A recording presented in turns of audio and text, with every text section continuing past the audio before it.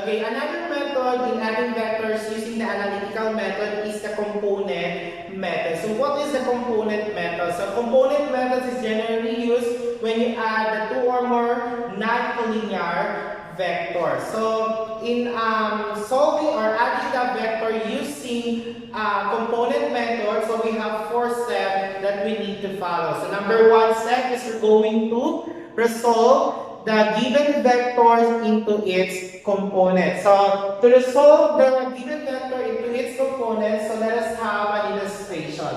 So suppose we have the given vector. So the vector v.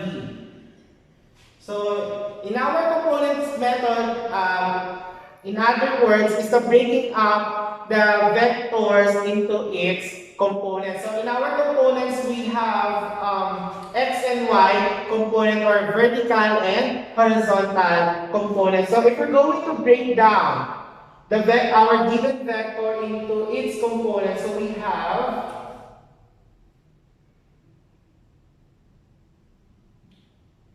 the x component, so let's represent as the v sub x, and the v sub y, or the y component. So as you can see, no, binake down natin yung ating vectors into y, x and y component, nag-form tayo ng right triangle. So sa right triangle natin, ang isang angle doon, it measures 90-degree angle. Now, so let's assume that we have the degree angle, which is represented as the theta. So with the reference of our angle, we can formulate at least 6 trigonometric ratios. So in our 6 trigonometric ratios, we're going to focus on the 3 trigonometric ratios. So to easily understand, or to easily to remember or to recall the 3 trigonometric ratios, we're going to use the mnemonic word which is SOHCAHTOA.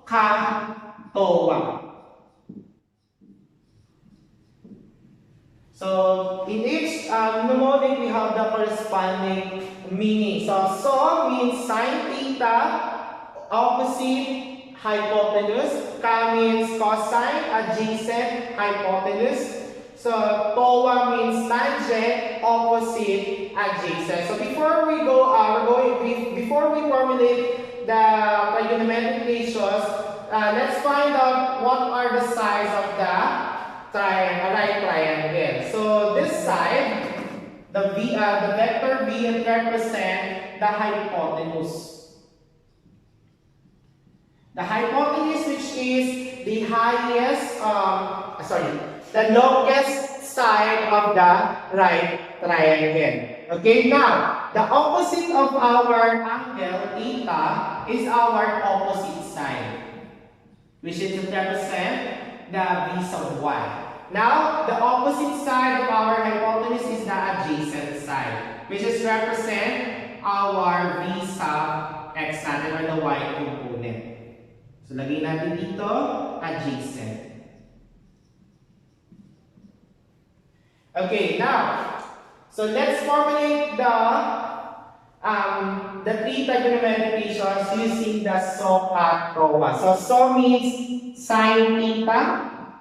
With respect to our theta, so we have sine theta is equal to opposite over hypotenuse. So, meaning we have the v sub y in our opposite, and the hypotenuse, which is yung ating given vector. Ayan. Okay, now, for the cosine, we have the cosine theta is equal to adjacent over hypotenuse. That is v sub x over the given vector natin. Okay? So next, for the tangent theta, so we have the adjacent, we have the opposite over adjacent. That is the v sub y over the v sub x.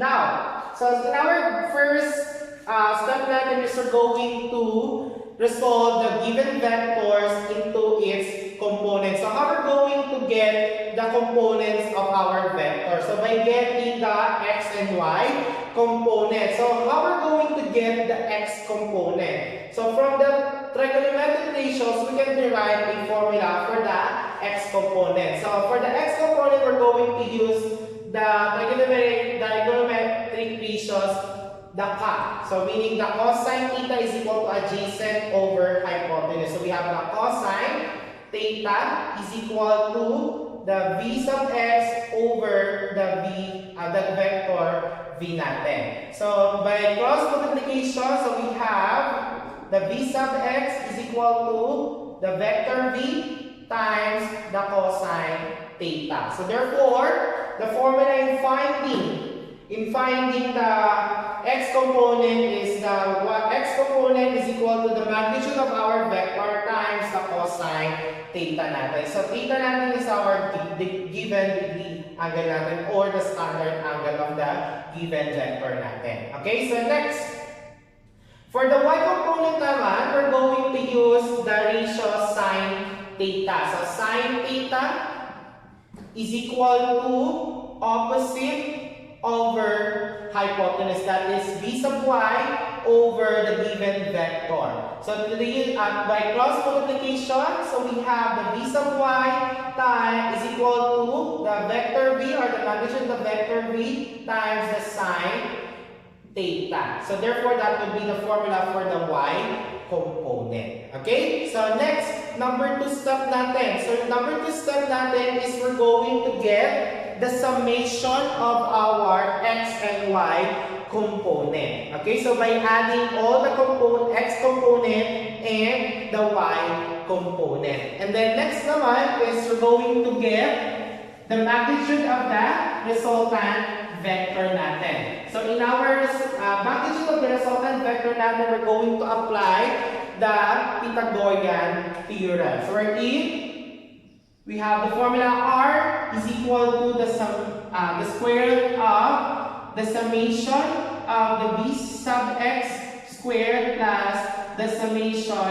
of the v sub y squared. So that will be the formula in getting the magnitude of the resultant vector. So since we are dealing with the vector, so we need to indicate also the direction of our vector. So by getting the degree angle, to the use of the formula, degree angle at theta is equal to the arc tangent times the absolute value of the summation of v sub y over the summation of the v sub x natin. So that will be the angle of our direction. So for the final cardinal direction, we're going to use the pattern y of x.